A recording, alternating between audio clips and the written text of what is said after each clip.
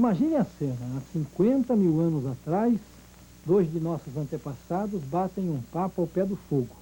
Olhe só a conversa desses dois aí. É claro que isso é uma brincadeira, porque nessa época em que os seres humanos habitavam cavernas, já dominavam o fogo, não existiam o dinheiro, nem o mercado de ações, e nem os números sequer tinham sido inventados. No entanto, hoje, na nossa vida cotidiana, eles aparecem com uma força muito grande. A todo momento a gente está se deparando com os números. Isso nos dá a sensação de que eles sempre existiram, o que não é verdade. Os números foram inventados, foram criados por nós. E esse processo de criação se estendeu ao longo de milhares de anos, não ocorreu de um dia para outro. E aí cabe perguntar como foi que tudo isso começou? De onde surgiram os números? Pois bem, não é fácil responder essas perguntas com uma certa precisão, porque a origem do número se perde no tempo, numa época em que a escrita ainda não havia sido inventada. Agora, existem cientistas, são historiadores, sociólogos, antropólogos, que investigam esse passado da humanidade e tentam descobrir as nossas origens. E há um razoável consenso entre eles de que, nesta época, há cerca de uns 50 mil anos, os homens vivessem em pequenos grupos de caçadores, o grupo de pessoas com a caça. E ao que tudo indica, nessa época, os números não tinham ainda sido inventados. Mas é muito provável que esses homens já fossem capazes de distinguir pequenas quantidades. E o que é isso, essa capacidade de distinguir pequenas quantidades? Olhe só, basta olhar para esse desenho para a gente perceber que há mais bananas aqui no cacho do que fora dele. Não é preciso contá-las, 1, 2, 3, 4, 5, lá tem 3, para dizer que aqui tem mais do que lá. É que o 5 e o 3 são quantidades pequenas, são quantidades perceptíveis visualmente. Seria diferente se aqui tivesse uma quantidade maior de bananas, aí a contagem se faria necessária. A gente pode dizer que os homens de 50 mil anos atrás, muito provavelmente, tinham essa capacidade, porque existem alguns experimentos feitos com alguns animais e que mostram que eles também possuem essa capacidade. É o caso do chimpanzé, por exemplo. Algumas aves, alguns insetos também revelam essa capacidade de distinguir quantidades pequenas. E é possível que essa capacidade de distinguir pequenas quantidades tenha sido o embrião, o ponto de partida para a construção do conceito de número. Agora, essa capacidade, com o passar do tempo, foi se desenvolvendo junto com o próprio desenvolvimento social da humanidade. É que, com o passar do tempo, foi mudando o modo de viver, o modo de se organizar. Aos poucos, o homem passou de caçador simplesmente para criador de animais e para agricultor. Ele passou a cultivar a terra. Veja como é que este outro artista representou essa outra fase da humanidade. Aqui nessa cena estão retratados a agricultura, a construção da casa e o pastoreio, a criação de animais. É fácil perceber que a agricultura e o pastoreio têm muito a ver com a noção de número, com a origem do número. Porque a um agricultor é preciso saber a sucessão, contar a sucessão dos dias para que se possa prever a melhor época da colheita, a melhor época do plantio. E também o pastor precisa controlar o seu rebanho, saber se não se perdeu alguma ovelha ou se alguma ovelha nasceu. E como é que eles faziam isso naquela época? Veja só uma cena em que as ovelhas estão pastando e o pastor precisa estar preocupado, ele precisa saber se alguma ovelha se desgarrou, se todas vão voltar para casa no final do dia. E se imagina que uma maneira usada por ele para fazer isso fosse a seguinte: de manhã cedo, quando as ovelhas saem para o pasto, a cada ovelha que passa por ele, ele coloca uma pedrinha de lado, passou outra ovelha, outra pedrinha, até que todo o rebanho passasse por ele. No final do dia, quando elas voltam, ele faz a operação contrária. Ele retira uma pedra do monte. Se por acaso, ao final do processo, sobram 2 pedrinhas, por exemplo, Isso é indicação de que 2 ovelhas estão perdidas, que ele precisa voltar ao pasto.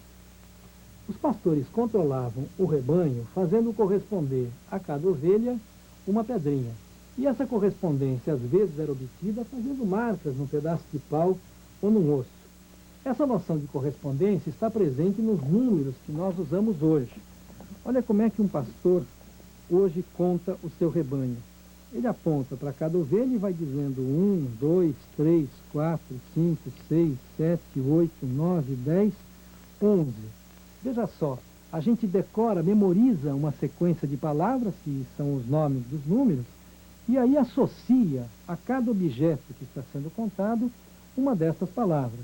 E para saber, durante o dia, se todas as ovelhas estão ali no pasto, ele repete esse processo, e se de novo obtiver 11 é porque está tudo bem. Se tiver um número menor do que 11 é porque alguma ovelha está faltando. Pois é, no início os nossos antepassados eram caçadores nômades que habitavam cavernas. Depois se tornaram sedentários, passaram a construir suas casas, formar as primeiras aldeias, tornaram-se agricultores e pastores. Essas aldeias evoluíram para cidades, que evoluíram para os grandes impérios da antiguidade, dos quais existem ruínas até hoje. À medida que essa organização social se transformava, que o modo de viver ia se transformando, aumentava também a necessidade de usar os números. Veja só, esta cena ilustra bem o que eu estou contando. Nela, nós podemos ver a grande cidade, aqui um trabalhador carregando um saco de alguma colheita, a cena de comércio, alguém está comprando ou vendendo essa mercadoria, e existe aqui ainda um funcionário, um escriba, que registra alguma coisa numa pequena placa de argila, uma placa de barro. Essa cena mostra que, à medida que a organização social evoluía, aumentava a necessidade dos números e mostra a necessidade de registrar essas quantidades. Pois foi essa necessidade de registrar as quantidades que deu origem aos primeiros sistemas de numeração. Um dos sistemas mais antigos surgiu no Egito, há cerca de uns 5.000 anos atrás. Os egípcios são famosos por suas construções, pelas pirâmides egípcias. Mas além das pirâmides, uma outra criação fantástica dos egípcios foi um sistema de escrita, conhecida, os sinais desse sistema são conhecidos por hieroglifos. Aqui a gente pode ver nessa ilustração alguns deles. Mas além de um sistema de escrita e de pirâmide, esse povo construiu também um sistema numérico bastante eficiente, cujos símbolos estão aqui. Eles tinham um sinal para representar a unidade, o número 1, outro sinal para o 10, outro para o 100, outro ainda para o 1000, para o 10.000, este era o símbolo para representar os 100.000, e este aqui, lembrando um ser humano meio surpreso, 1.000.000, era uma quantidade muito grande para eles, essa 1.000.000. Agora veja só como é que eles utilizavam estes sinais para escrever os números. O 1 era escrito com um risquinho apenas, o 2 com 2 risquinhos, o 3, o 4, até o 9 repetindo os risquinhos. Mas quando chegava o 10, ao invés de 10 risquinhos, eles utilizavam este símbolo, que para nós lembra uma espécie de uma ferradura. Ao invés de 10 risquinhos, um novo símbolo para representar o 10. O 11 juntava 10 mais 1. O 12, o 10 mais 2. E agora, olha só como é que essa história continuava para números maiores. O 100, como eu já disse, tinha um símbolo próprio. O 101 juntava 100 mais 1. 102, 110, e eles assim escreviam o 112, 100 mais 10 mais 2.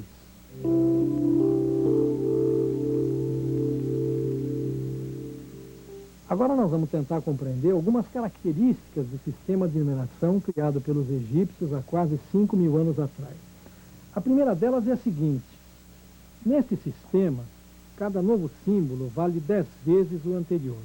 Assim, o 10 é 10 vezes o 1, o 100 é 10 vezes o 10, o 1000 é 10 vezes o 100 e assim por diante. Isso mostra que o sistema egípcio é um sistema decimal, quer dizer, fazia parte dele a ideia de agrupar as quantidades de 10 em 10. Outra característica é que esse sistema é aditivo, no seguinte sentido.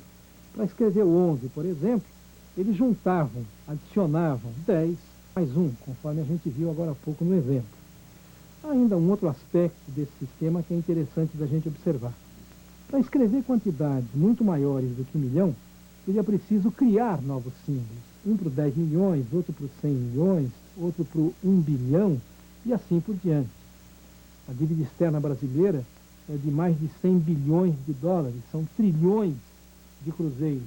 Mas acontece que números deste tamanho não faziam parte da vida daquele povo. As quantidades que eles representavam eram menores, portanto, estes sinais bastavam para eles. Agora, há ainda um outro aspecto para a gente considerar. Olha só, como é que eles escreviam um número como 999? O número não é muito grande, a gente o escreve com apenas 3 sinais, mas os egípcios precisavam de 27 sinais para escrever o 999. 9 centenas, mais 9 dezenas e mais 9 unidades, 999. Nós estamos falando do sistema de numeração criado pelos egípcios. E agora vamos dar um salto no tempo e no espaço. Aqui está o mapa mundi e uma linha do tempo. Nós estamos mais ou menos aqui próximos ao ano 2000. E o Império Egípcio se formou mais ou menos nessa época, 3000, 2000 antes de Cristo. O salto que nós vamos dar no tempo é esse. Nós vamos passar dessa época para o início da era cristã. E o salto no espaço é esse aqui. A civilização egípcia, o Império Egípcio, existiu nessa região onde hoje ainda é o Egito. Nós vamos saltar para aqui, onde está Roma. O Império Romano se estendeu por todo o norte da África, por toda essa região da Europa, onde hoje estão Portugal, Espanha, França, Itália, por essa região aqui do Oriente Médio, onde hoje estão a Turquia, a Síria, e em toda essa área, ainda hoje, se podem observar ruínas daquele imenso império construído pelos romanos. Essa civilização deixou marcas que podem ser notadas na nossa civilização ainda hoje, como, por exemplo, no direito. Muitas das nossas leis vêm do Código Romano. A nossa língua é latina, e o latim era a língua falada no Império Romano. E os romanos criaram ainda um sistema de numeração que às vezes aparece na nossa vida cotidiana, como por exemplo nos mostradores dos relógios. Agora vamos ver quais são os sinais empregados na numeração romana. Esse símbolo representa o U, o V é o 5, o X é 10, aqui o 50, o 100, o 500 e o 1000. E agora, com estes sinais, eles escreviam o 40 dessa maneira e o 60 dessa maneira. Acho que dá para a gente compreender o código. O X, o 10, antes do 50, indica que nós devemos fazer 50 menos 10 para dar o 40. E o 10 depois do 50 indica uma adição. O 60 é 50 mais 10. Agora, um outro exemplo. Olha só. Com o 10, o 50 e o 100, a gente escreve 140 assim. E 160 dessa outra maneira. Um aspecto importante desse sistema, a ordem em que a gente escreve as letras. Trocando essa ordem, muda o número que está representado. O 10 antes do 50 indica que se deve fazer 50 menos 10. O 10 depois do 50 indica 50 mais 10. E agora um desafio. Que número é esse aqui? Vamos responder. 1000, o 100 antes do 1000 indica 1000 menos 100, 900. O 10 antes do 100 indica 100 menos 10, 90. E 3, 1993. O sistema de numeração criado pelos romanos foi usado por muito tempo na Europa, mesmo depois do fim do Império Romano. E isso é curioso porque o sistema apresentava várias limitações. Uma delas é a seguinte: nós fazemos conta com os nossos números, escrevendo os números, mas o sistema romano não se prestava para isso. A gente não consegue somar, subtrair, usando aquele sistema de numeração. E aí pode se perguntar, como é que eles faziam contas então naquela época? Pois é, um dos recursos usados era o ábaco.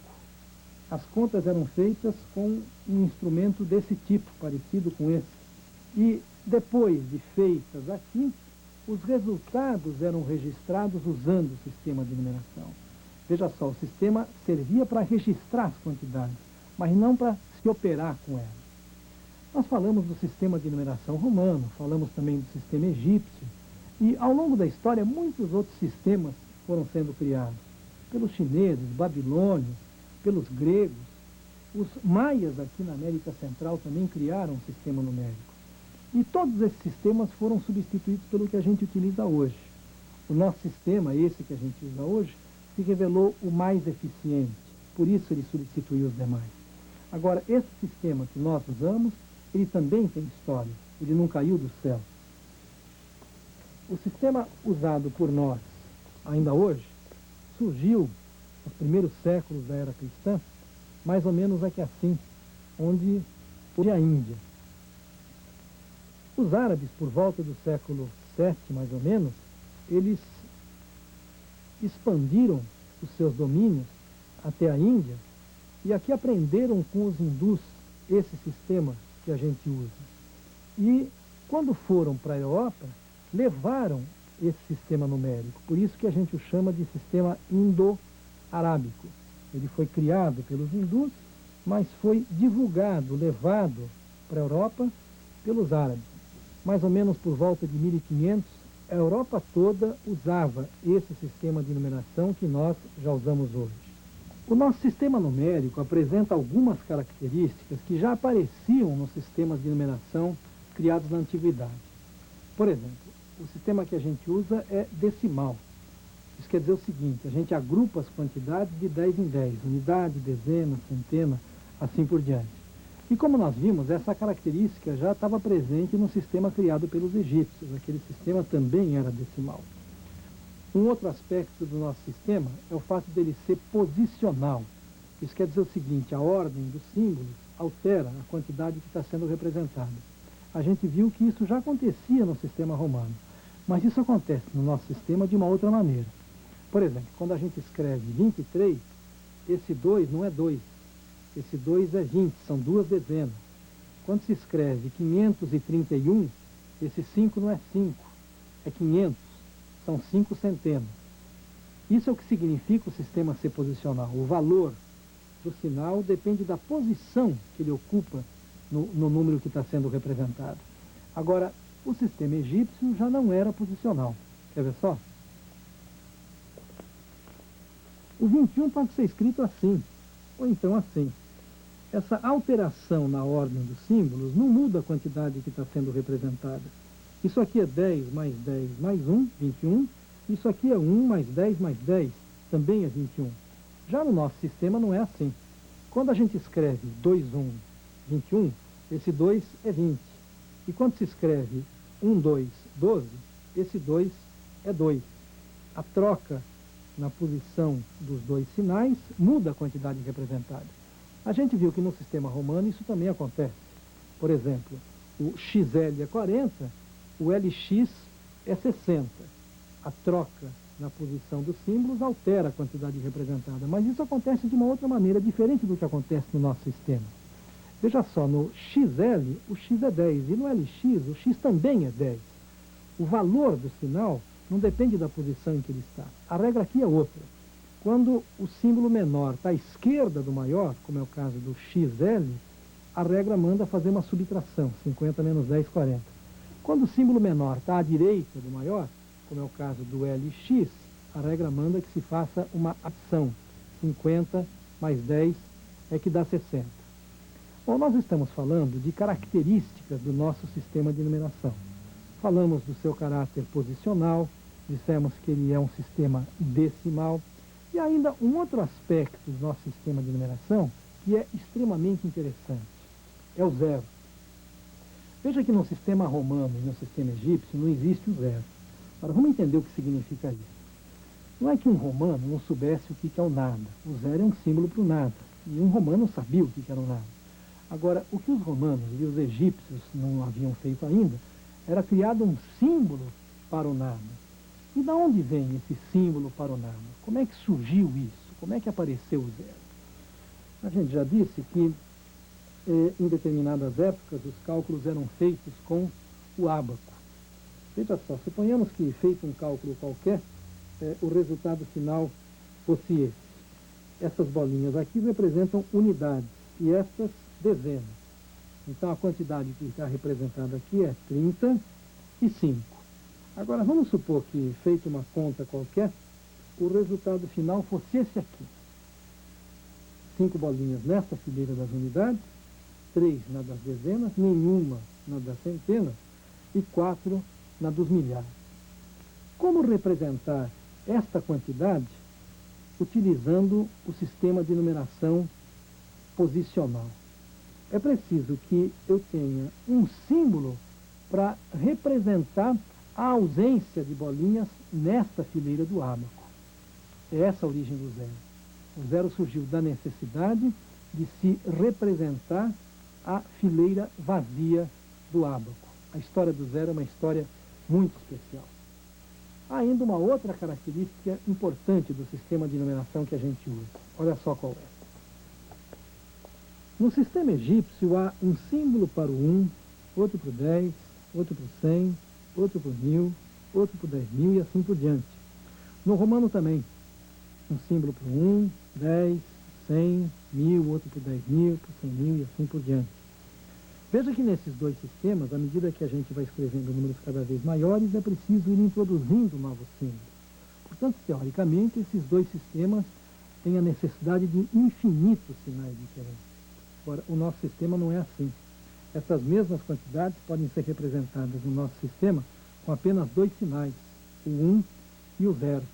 Essa é uma outra característica marcante do sistema de numeração que a gente usa. Com estes 10 sinais apenas, com apenas 10 símbolos diferentes, é possível escrever qualquer número, qualquer quantidade, por maior que ela seja. Nesse programa nós tratamos dos sistemas de numeração. Apresentamos rapidamente o sistema egípcio, depois o sistema romano, e vimos as características mais importantes do sistema de numeração que nós usamos hoje. Pois é, a gente está tão familiarizado com essa maneira de escrever os números, com essa escrita numérica, ela nos parece tão natural que a gente nem se dá conta de todas as sutilezas, de toda a complexidade desse sistema de escrever os números que foi se desenvolvendo ao longo de milhares de anos. Agora, para encerrar, uma última característica do nosso sistema de numeração. No sistema romano, como a gente viu, praticamente é impossível fazer as contas. As contas eram feitas no ábaco e o sistema era usado para representar as quantidades resultantes. Já no nosso sistema isso não acontece. O sistema facilita a execução de cálculos, ele se presta à execução de cálculos.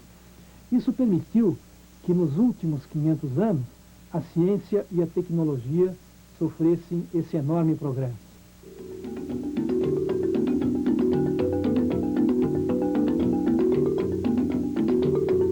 Bem no meio da Segunda Guerra Mundial. Pois é, a matemática ajuda, mas não resolve tudo.